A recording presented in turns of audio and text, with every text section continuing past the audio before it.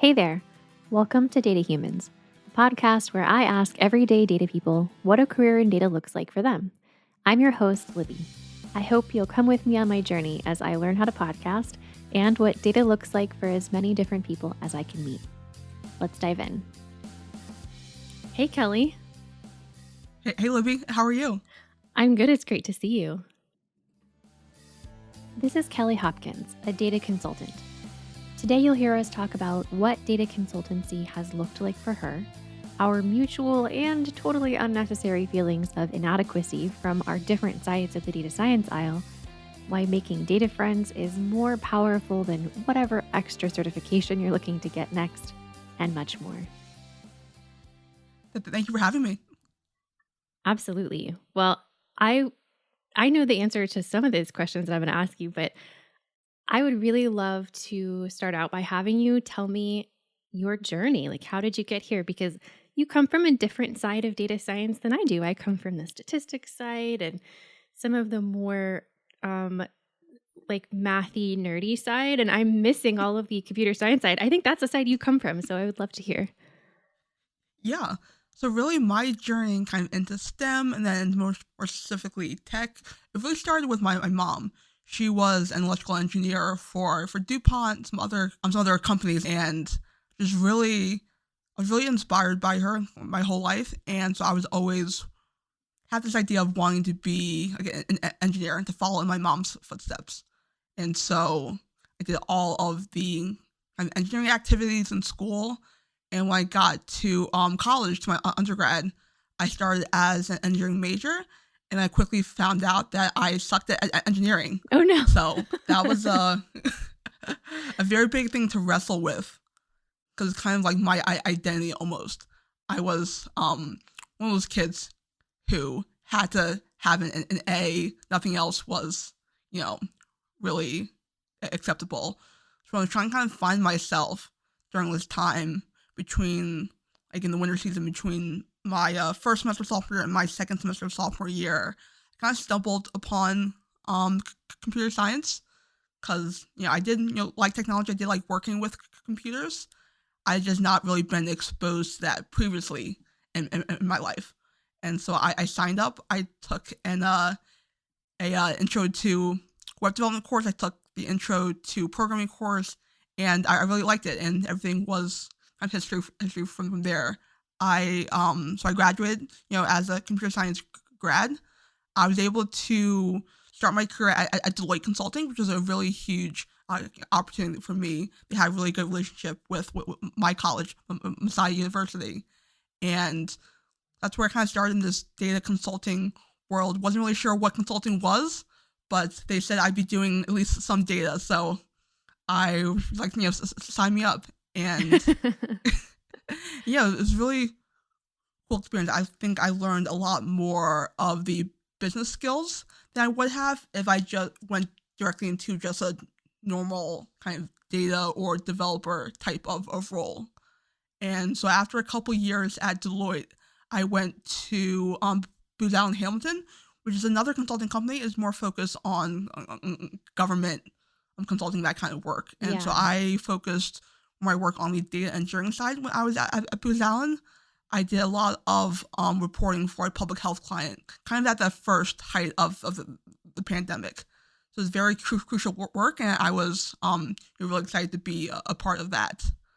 And then I kind of got off the consulting train, kind of by accident, a little bit on purpose. I got connected with a popular ed tech startup that does data science trainings and boot camps, more specifically focused on getting professionals from minority populations into roles in tech and in data. So after kind of being a TA for one of their cohorts, I joined them full time as their director of data and content, where I really learned a lot about kind of the curriculum building, kind of in a kind of e-learning process. I was managing all of our current data curriculum, as well as building out additional tracks in data science, data engineering, executive level, data analytics. And so it was really a good experience for me. I came in wanting to do more on the data side, but I ended up learning a very valuable skill set on the curriculum building, instructional design side. So then when I ultimately left that role, I was able to start my own data consultancy where I not only do actual data consulting, but also I've been developing some workshops under that same consulting brand as well. And it's been a very good experience for me. And so now I am a senior data product manager at Compassion International.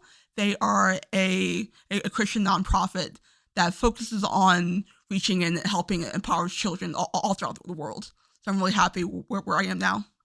So it sounds like you've gotten a chance to give back, and you've also gotten a chance to sort of teach and learn how to teach and learn about Right. curriculum. And so are you also teaching inside of your consultancy now, like doing training? Yes.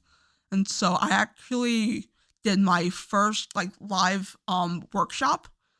It was a couple months ago. It was for the Black and Data Week by Black Tides, which is an amazing organization.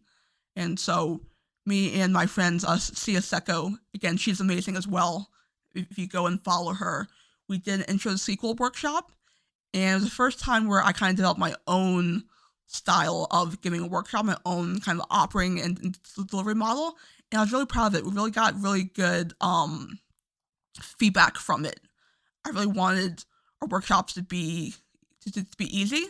We really focused on using cloud-based systems, cloud-based coding environments, so that someone can just click a button and automatically be in their coding environment. And also reduce the barriers to entry. People who don't have as good of machines and computing power on their end, kind of levels the playing field for everyone, which is kind of what we're all about as well.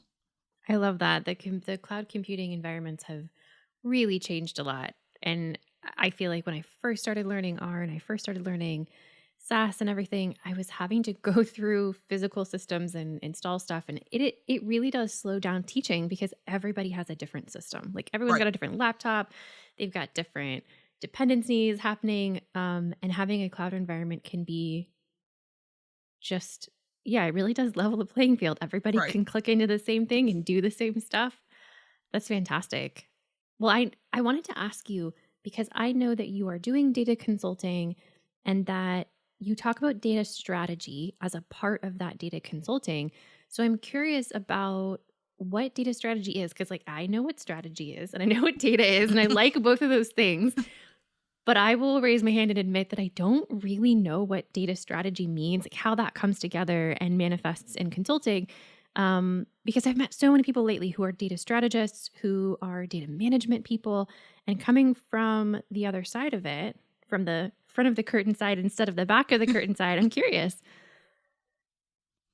Yeah. And so when you talk about the more technical side of data, like your really like in the weeds data analyst, the data scientist, I can get more of the who, the what, and the how of data, but the data strategy is really the why of your data. So why do we need these particular data sets? Why do we need this data to answer a particular question about our business so that we can achieve a particular objective? So having a good strategy of what you need to run your business more efficiently and make better decisions, using that to really inform what data tools you use, what data methods you employ, and you're really kind of using that as your North Star and being able to guide your data analysis or your data cleaning or your data wrangling or whatever else you're doing in the data space. Now that you're saying that, I'm realizing that a lot of places I've worked for have lacked some data strategy. Absolutely.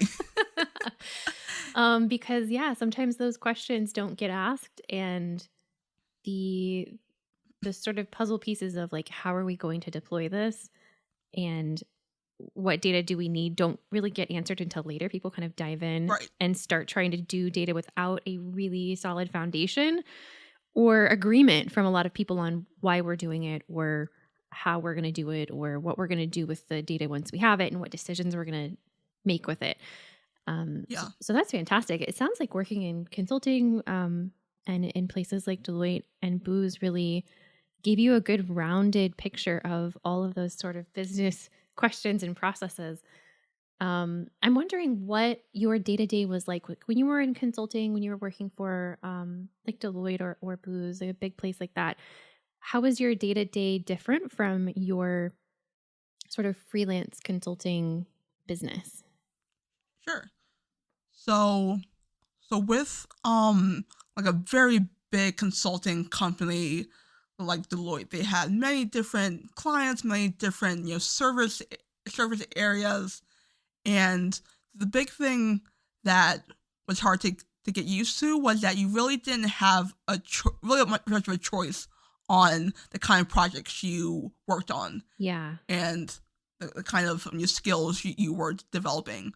So me being a naive college graduate, really, high on the data wave, I thought I was going to come in, do all this good data and Python and R analysis with Yeah. dashboards. That's what I was kind of developing on my own. And then starting at Deloitte, once we got our training and our onboarding done, we were you're on kind of what's called being on the bench. So that means that you don't have a project assigned to you yet.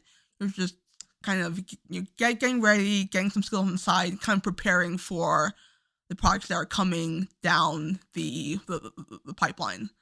And so when I first started, Deloitte was really getting into RPA, which stands for Robotic Process Automation. Oh, wow. Essentially, using a bot as an agent to really carry out a certain business process that a person would go through. So Yeah.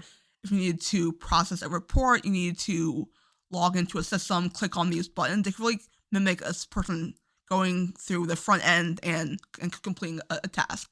So I was assigned to the robotic process automation team. I had to learn UiPath, Automation Anywhere, Blue Prism, and essentially we were working on automating certain business processes for clients. So it wasn't exactly the data analysis that I was hoping to do. And I was on this project for a good, little over a year. And I was enjoying what I was learning, but it wasn't really what I wanted to be doing. And so once I started to try to go against the grain and try to find like actual data analysis projects, that's where it really got hard. Yeah. Like you have to kind of network within the firm. You have to find a team that has an opening. You also have to interview for projects. That's what they don't really tell you is once you get a job in consulting, you're kind of starting the search all over again. You're interviewing for projects, you're interviewing with the potential clients, and you have to get kind of selected for those teams. So there's So it's definitely like kind of you get in the door, but then there's also like this internal world of interviewing and selection processes. I had no idea. Yeah, absolutely. Yeah, not everyone, knows about that, but it kind of made me stronger as well. Keeps your interview skills fresh, constantly having to say why I'm the best fit for this team, why you should hire me, these are my skills. So you're constantly selling yourself. Yeah. And being out in the open job market as well. Those are crucial skills to develop also. Yeah, it sounds like that stuff would help you when you go freelance and do Right. your own consulting because, Absolutely. I mean, we are both freelancers right now. And Right. as I'm hearing you talk about this stuff, I'm thinking, wow, those are skills I wish I had as a freelancer because it's tough selling yourself and making sure that you have a really good like elevator pitch of yourself and you've got Absolutely. you can talk about your strengths and what you want to learn and what you want to do. Can we talk about some like freelance struggles? Is Absolutely. that okay? Yeah, and It's let's not all talk about struggle. how women tend to undersell themselves. Oh, yeah. Especially like on job interviews, but also, as freelancers as well. We're taught to kind of be shy and meek, and Yeah. if we're not like Chronically me. Yeah. right, and if we're not like like a super rock star, we think that, oh, they won't want to talk to me. They won't want me for this project. I don't have anything to add here. Yeah. I mean, well, a lifetime of having to prove ourselves over and Right. over more than other Absolutely. people. Well, that'll teach you that you have to prove yourself. Right. Absolutely. I think that is a struggle for me. I think that one of the biggest struggles that I'm facing is actually deciding when something is not a right fit for me. Like looking Right. at something that someone's asking me about, a potential project or a potential collaboration, and knowing myself well enough to say that one's not a good fit for me, even if it sounds exciting and I'm like, "Ooh, Right. that sounds interesting and I think I could learn a lot." Knowing when it's not the right fit, either for my interests, my skill set, my trajectory where I want to go, or just like the time in my life. Like I have other things coming down the pipeline. And if I say yes to this, I'll have to say no to that other stuff because Right. the timing is not going to line up. Right. So, sort of making some sacrifices in order to take other opportunities, that's been a really big thing that I've learned. And I've only been doing this for, several months. This is like 2023 is my year of figuring out if I want to be a freelancer. Right. What do you think are some lessons learned from you? Yeah, and that was a really great point you made about being able to determine if something isn't a right fit. I also struggle with that both on the end of deciding if something isn't a right fit, but also on the side of, oh, am I just too scared to go for this opportunity? Yes, absolutely. And I think it's good to find opportunities that are like a stretch opportunity for you, one that you'll have to kind of develop new skills for, and you'll be able to grow. But kind of having that confidence to say, yes, I'll be able to do this, and then rising to that occasion. It's tough because your reputation is on the line, your project is on the line. But I think having the confidence in yourself to really go for what you want, but also having the discernment to really decide what will be the best opportunity for you. Yeah. Oh my gosh. I felt that in my bones. I feel like that it's terrifying, and I cannot express enough to listeners how terrified I have felt promising that I was going to be able to do something without knowing really if I was going to be able to do it. Yeah, It's same here. scary. You're like, yeah, I think I can build that thing for you, or I think I can create that visualization for you. And then knowing that you're going to have to go scramble and figure it out.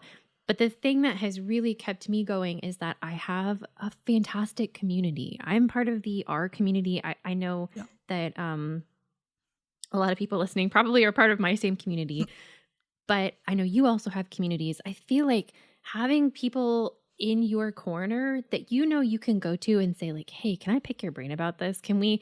I ask you what you think?" Having a community means knowing what's possible when you might not know it's possible, right? You could reach out to someone and they're like, "Oh, that's really not that hard. I can help you figure that out." Right. That's really game changing. I don't think that I would have been comfortable going into freelancing if I didn't know I had all these people with diverse skill sets that kind of had my back and Yeah. would be there for me. Do you feel Absolutely. like, I know you talked about Black Tides and you talked about Black and Data. Have you discovered some really great communities for yourself where you feel like you're covered, they got your back? Right. Yeah, I've been blessed to have so many different communities in my life. And actually, I give a talk on kind of the power of online communities for kind of developing your technical and data skill sets. And you mentioned, the art community. Specifically, the Our Ladies community in the Philadelphia chapter was my first kind of foray into that space. So I just graduated from my undergrad. It was the summer before I was set to start at Deloitte that fall. And so I had just checked out some of their meetings. I wanted to kind of go and talk to people. And I remember coming to that space and meeting all the other ladies there. I realized that I was the only person there without a PhD. Oh my goodness. And I was it just thinking was about the women I incredible. know from Our Ladies Philly, and they do all have PhDs, but they're Yeah, wonderful people. they're amazing. They were Yeah. so gracious. They welcomed me. They were just let me sit with them, and we're talking about what we use R for.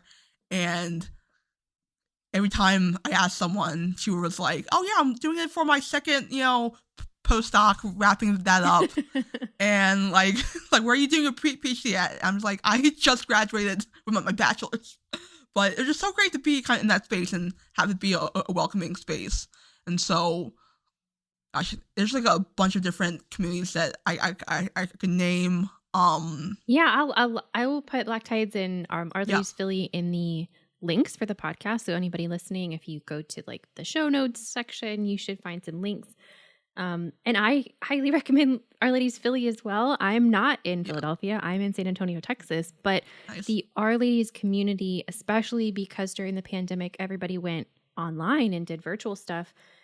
It became this accessible thing for me. If Right. I didn't have these things happening around me. I didn't have them happening in person. And I'm actually very shy. So I'm much Yeah. more willing to attend something virtually than attend something in person anyway. So the Salt Lake City Art Users group is Yeah. fantastic. I attend stuff that they put out there all the time.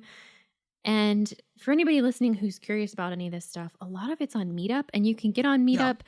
You can join them even though you're not in their geography, and you can attend stuff that they have that's streaming on YouTube, or maybe it's a Zoom Right. meeting that you'll get an invite to. Definitely do that stuff. Prioritize it. Go do it, because the power of being welcomed to someone's table is pretty transformative. It's like, it's like I said, it's that voice in the back of my head that told me you can go do freelancing because you've got people that you know who are going to support you. And truly, I have already, like, that's the way that I am getting work, is through my Right. community. Right. It's a huge blessing. It's just, everybody go out, go make data friends. I don't care what you do. If you don't, forget about certificates, forget about like whatever that is you're worrying about getting, that's this like Yep. technical certificate, go make data friends, because Yep. they are more powerful and more loving and more helpful than any certificate you're going to get. Okay, so struggles aside, what about the other side of it? Like, what is your ideal freelance opportunity, or I mean, also maybe your ideal job, like if you're willing to go back to the corporate world, or or maybe do a nonprofit again. Like, I know that you're doing stuff with nonprofits right now. Like, you're Right. finding these ways to give back. What's your dream in this space? Yeah, that is a great question. No pressure, right? Because like I don't know if I could answer that either. Right. Mine would have something to do with community building, probably. That's where my heart Nice. is. But what about you? Exactly. Yeah. Well, I'm really grateful to be working in like the corporate slash nonprofit world, plus having kind of my other pursuits on the side. Yeah, you're I've always busy. been about yeah, You're maybe a little like, too I do busy. this, I try that. Yeah. Kelly just tries Exactly. everything.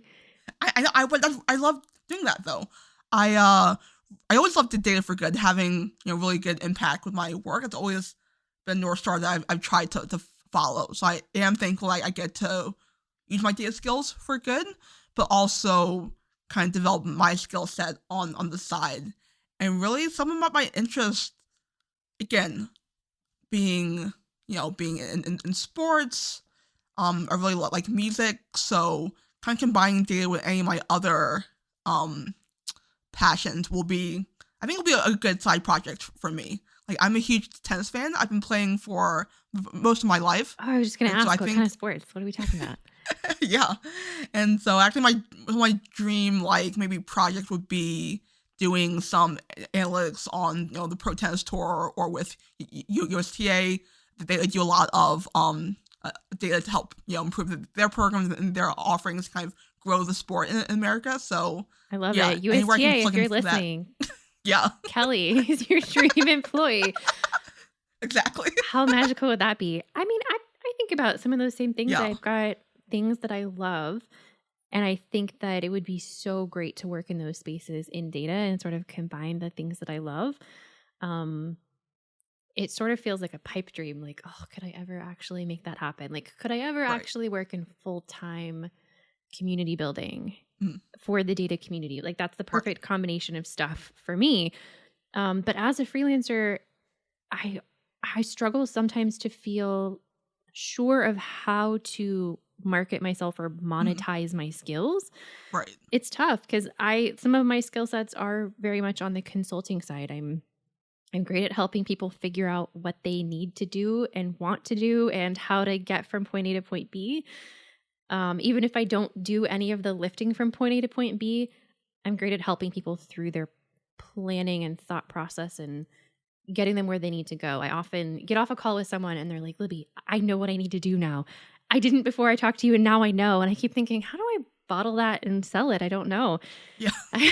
That's the thing I'm not aware of yet. Listeners, if you know how to market me, get in contact because I need some help, clearly. Um, yeah. I feel like You're great. we've talked about so many lessons learned and stuff. You and I have both been in interesting work situations. And I think that there's a lot of people who could relate, especially going through the pandemic, going through the work from home, just kidding, don't work from home, like Yeah. all of this, all of the changes that have happened in the past few years, and then all of the layoffs that have happened in the last 6 months that have just been really disheartening and hard to watch, hard to be a part of. I was hoping that we could talk about some positives that we've been able to pull from the negative situations. Like, Right. we've all been through crummy job situations. Like, what are some things that we have learned? Yeah, that's a really great question. I have learned a lot of tough lessons in my career so far, but also Yeah. those tough lessons were also very, very valuable lessons as well. Um, I think I'm thinking back to some work environments where it was definitely like a very high intensity, like, fast paced environment where essentially you had to work, and kind of no rest, no backup. I constantly had to push back on requests because they would affect my team's delivery timeline, and having that kind of blow back on me a little bit. So Yeah, it's really what I tough being a learned team in that lead. situation, Yeah. yeah, and really what I learned in that situation was really, instead of trying to pit yourself against your stakeholders or your coworkers, just invite them in to the problem. Yes. So I've been in the same being situation. yeah, so if you can be like, hey, this is where I'm coming from, I understand this is where you're coming from, let's get to the actual root of this issue and try to see what session can be made, how we can switch things around so that we can both get as much as we want out of this situation as possible. Yeah. That really helped me a lot. But I love yeah, it because you're on the same team. You should yeah, be. exactly. Working internally with stakeholders or even externally with stakeholders should never be adversarial. And Right. sometimes it is. And I Yeah, mean, I have stepped into situations like that as well, in especially corporate environments where absolutely. it all feels adversarial. And I'm thinking, this is strange. Like, we should all be on the same team. And the barrier to being on the same team is just vulnerability. It's like Right. one side or the other is not admitting that they have a vulnerability. And once you sort of let those walls down a little bit, you invite the other people to also let their walls down a little bit. And it turns out Absolutely. we're all kind of struggling. Right. We can all get on the same page and help each other, and things will be okay. But yeah, it's a huge lesson to learn, and it's also something that feels a little bit out of your control sometimes. Like, Yeah, it does. it's the environment that you're in, and you are then having to figure out how to affect your environment by Absolutely. making better decisions. Yeah, and that's something I struggled with like for so long. I was, again, being the naive early career person. I'm just like, I just want to go and do good work and make money so I can go, play tennis. Why do I have to fight with people to get here? But it's life. It's reality. Yeah, I feels like one of the big lessons that you and I both learned also was that it doesn't matter how much you want to go out and do data stuff.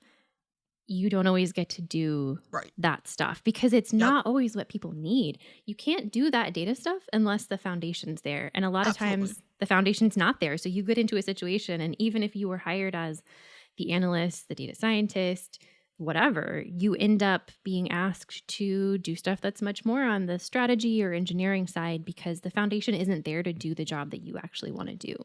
Right. And that's a Yeah, tough lesson.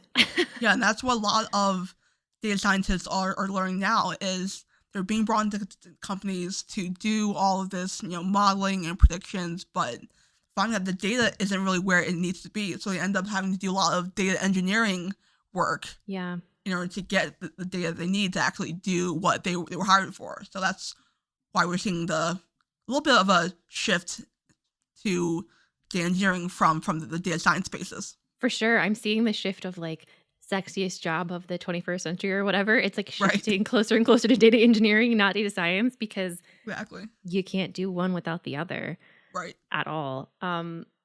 Goodness. Yeah, and that's why I really don't consider myself a data scientist or a data engineer or a data analyst. Like, because I have done all three of those roles, I really like to think of myself as working at the intersection between all those different facets and using them to kind of further the overall, business's data strategy. So, Man, so I love all the disciplines. I feel like you're really well positioned to do that stuff. And when I think about myself, I always think I have this huge computer science lack. Like, I'm not the person that you want to build a database, because I could do it and I can pull together disparate data sources for you. But like, I'm not a data engineer. It's not going to be able to scale. It's not going to be what you Right. need it to be.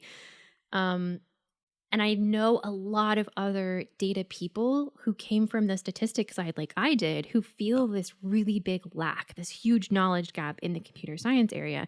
Mm. Do you ever feel that same way about statistics, about like the other Yeah. side, that you didn't have that foundation in? Yeah, definitely.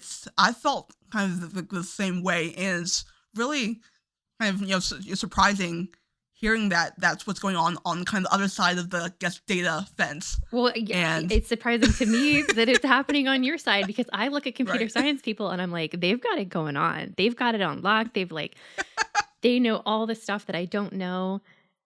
I think we all need to just get together more and combine Right. our brains and our knowledge.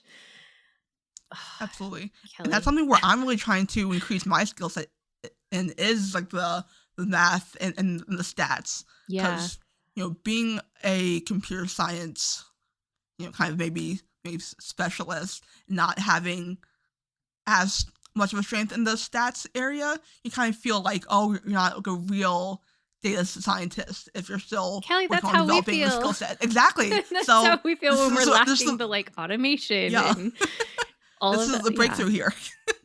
Yeah. I mean, okay. So Kelly and I are going to start a community of data science people who are half stats people and half computer science Absolutely. people, so we can teach each other. I would Love it. love to start a YouTube channel. I've been talking about this a lot lately. Like, I would love to start a YouTube channel that is a combination of these things. It's like data science people who have the computer science background teaching that to somebody who's more of a stats person like me, and Right. then a person like me who comes from the stats side, helping somebody from the computer science side upskill in that area. I think that'd be so fun, because I don't know if Yeah. you realize this, but I realize there's a huge lack of intermediate content. Like, there's tons Right. of beginner content, right? There's tons of like your very first hello world in R, your hello world in Python, your like really, really basic statistics stuff, statistics 101 type stuff in R, in Python, in Julia, whatever. And then there's a whole bunch of stuff that's like really, really advanced that is way over my head. And Absolutely. they assume I know a bunch of stuff that I don't. I'm like, oh, where's the intermediate stuff where it's less like learning stuff from a textbook type of thing. It's not learning fundamentals. It's more like learning processes, like Absolutely. Yeah. processes and tools. Like, what is Docker? How do I set up a Docker container? What would I use it for? Like, all of those things that I don't have a ton of experience with, but I know is important, right? Like, I know the problems that would solve for me, but I don't know how to do it. And then tons of like automation stuff too. It's not all fundamentals. It's like, okay, I know a lot of the fundamentals of computer science stuff. I've taken like intro to computer science type classes, but yeah, it's the connecting the dots from one thing to another to getting a process complete that I really would love to have. So maybe I'll make it. If it's not out there, I'll make it. If anybody listening knows that it exists, send it to me. Don't gatekeep, because I really want to know. Yeah, if you build it, they will come. No, but yeah, I do think that's a good thing to call out, because I see like two camps there, especially when it comes to marketing that training content. So a lot of the intro content, that's in the camp of like breaking into data science or breaking into data analytics or whatever. So that's a very huge, like, marketing opportunity for Right. trying Yeah. to get into these roles, get in the sexy job of the 21st century. Yeah. And a lot of it That is people want to get shifting. in. It's like you're Right. doing something else and you want to upskill in data to kind of shift your career trajectory already. And not Right. necessarily people who don't have any career skills at all and who are brand new to work in general. Exactly. And then on the other camp, like the super advanced, that's really good for, selling companies, pitching the companies to the VCs, and kind of just making that revenue on the sales side and the sales and the marketing side. So really you're a professional trying to kind of bridge that gap from the fundamentals to kind of really, more advanced work. Again, there isn't a lot, because there's a lot of highly structured programs to really help you navigate where you are in the data space. Yeah, it's tough too because everybody uses a different technology in their Right. job where they are, right? Like even if you use R in your job, you might access R through something else, like Right. Domino Labs or something. And you might not be able to access it directly. So it's tough to market to that intermediate crowd where it's just like teaching, where you want to level the playing field with cloud computing environments, right? Right. It's tough to do, but I think that that's not a lost cause. Like it's worth doing anyway to help somebody figure out this is the way Yeah. to set up a Docker container. This is the way to, this is an intro to what Kubernetes is. You might not ever need to actually do this, but having it explained in a way that you understand when you don't come from the computer science side is hard to find. I look up things all the time and I'm like, all of these instructions are for somebody who absolutely has like a computer science degree and I Right. don't. I need you to talk to me in plain language. Yeah, there's a big gap there. I don't know if I'm the one to fill it, but I would love if it got filled, and I would love to help fill it.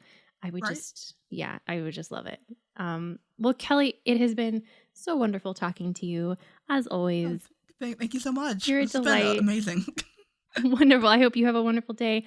And I'll catch back up with you. And of course, I will put everything that you mentioned in our show notes. So anybody who's interested, go take a look. And Kelly, if people would like to find you, is LinkedIn the best place to do that?